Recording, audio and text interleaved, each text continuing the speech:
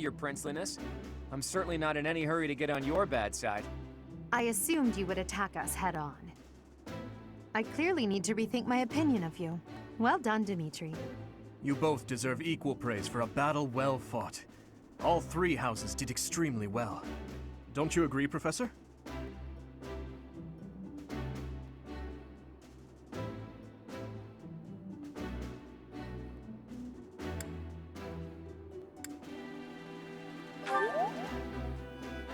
It only seemed that way because of the caliber of your command. Even now, we must not allow ourselves to become complacent. In any case, I hope... I wouldn't mind. I'll accept a challenge from either of you at any time. I'm kidding, of course. That is nothing to joke about. The true battle of the Eagle and Lion is best left in the past.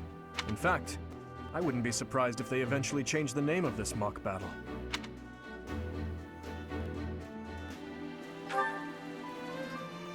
How admirable, Teach.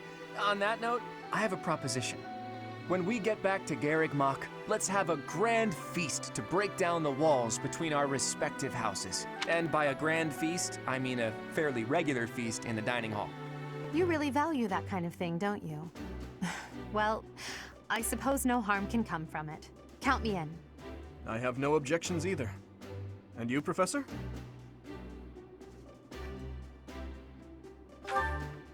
You look so happy. I love seeing you like this. I suppose that look on your face is just another boon from this glorious day. I had a wonderful time today, Professor. As usual, I was astonished by how much you ate in the name of celebration. Really, though, I must thank you again. Our victory in the Battle of the Eagle and Lion was thanks in no small part to you. Yes, that is true. But it was your instruction that allowed us to reach our full potential.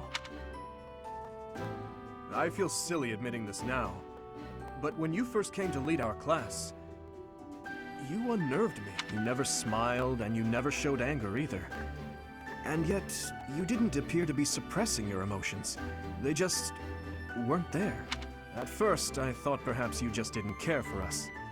But I soon concluded that wasn't the case. For the longest time, I just couldn't tell what you were thinking. It was though you had no humanity whatsoever.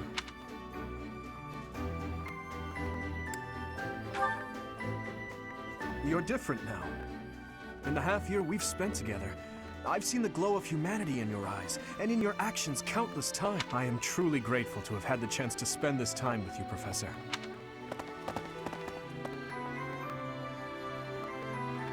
What are you two talking about? How dare you get chummy without us? That's enough, Sylvain. Honestly, Professor, I was only able to achieve so much because you were with us. Ash is right. You're irreplaceable to us, Professor. Yes, that! Without you, the Blue Lions... Well, we wouldn't even be the Blue Lions at all. Except for the blue part. Because we'd be sad. I suppose there are worse things than fighting at your side. I have had the opportunity to experience much. Please allow me to offer you my gratitude once more, Professor. As you can see, you have our trust as well as our admiration. I look forward to spending the rest of the year with you. Good. Then let's give it our all this year. Anyhow, it's getting late. We had better return to our quarters and get some rest.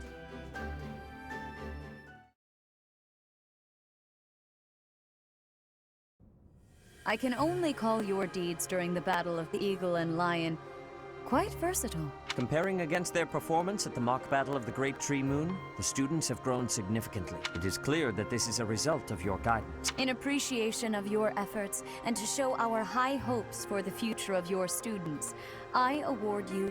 Please continue to instruct your students as a model teacher. So, you've made good use of all my power after all. I would have been upset if you had failed at such an easy task. It pains me to assign such a disturbing mission to you during such a blessed moment in time.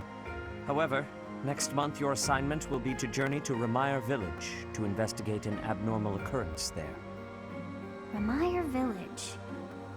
If I recall, you've been there with your father many times.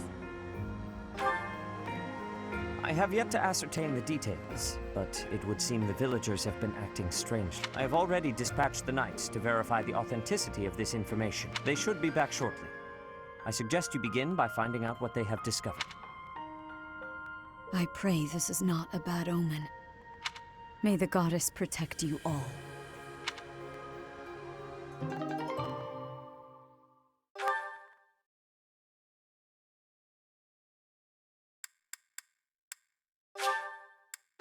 The Flame in the Darkness.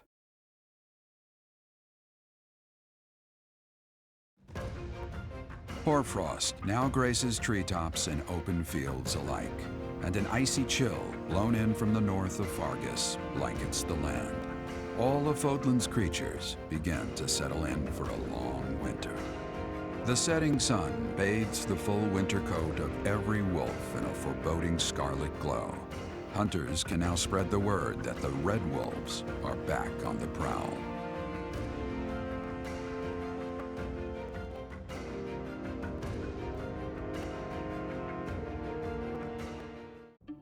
That's what we're dealing with. Is there no chance it's an infectious disease?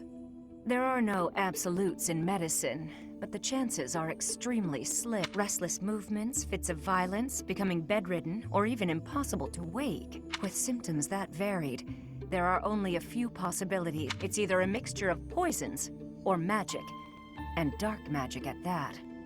You're talking about Remire Village, aren't you, Manuela?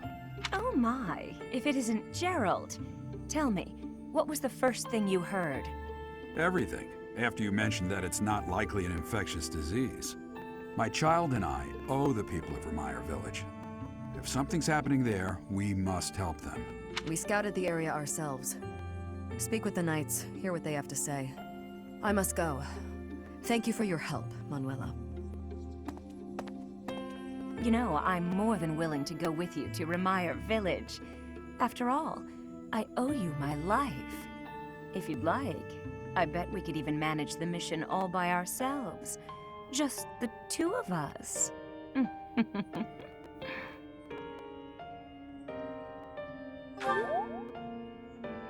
Professor! A bit of a tease, are we? A girl could get used to this side of you. Nice try, but I'll be going to the village as well. Enough nonsense. It's time to move out. As you like. Goodbye, Jeralt. Goodbye, Professor. I'll be in my office making preparations. What about you? If you have the time, it would be helpful if you could go ahead and talk to the knights. Hey, what's wrong?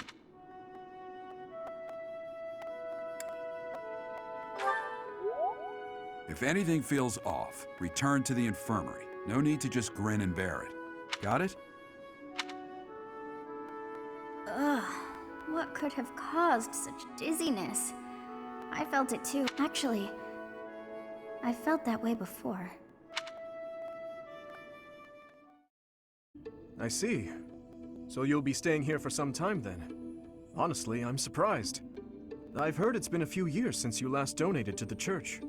That was merely because of the financial situation of my territory. I assure you it has nothing to do with my dedication to the church. By the way, Dimitri, isn't Edelgard currently enrolled at the Officers' Academy as well? Yes, she's in the Black Eagle House. I don't believe she has any plans to leave anytime soon. Why not pay her a visit? I may do just that. It's nice to stay in touch with my dear niece every now and then. Of course, I'm also delighted that I was able to speak with my nephew as well. Whether through marriage or otherwise, family is family after all. Of course. The feeling is mutual.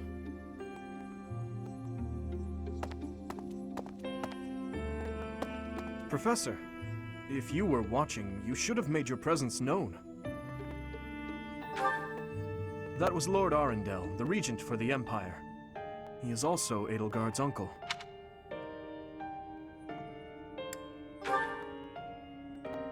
My stepmother was his younger sister. We are not related by blood, but he is technically my uncle.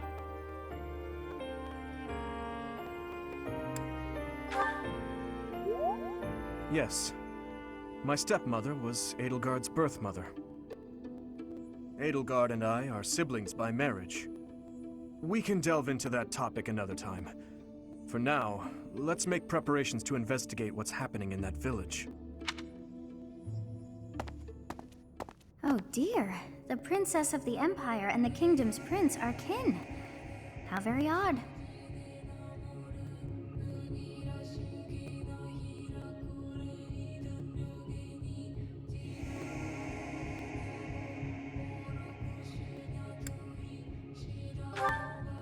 They likely harbor knowledge they do not wish to share. Oh yes, I'm sure of it. But I suppose we must wait until the time of truth arrives. In any case, about this Arundel. You've heard that name before, correct?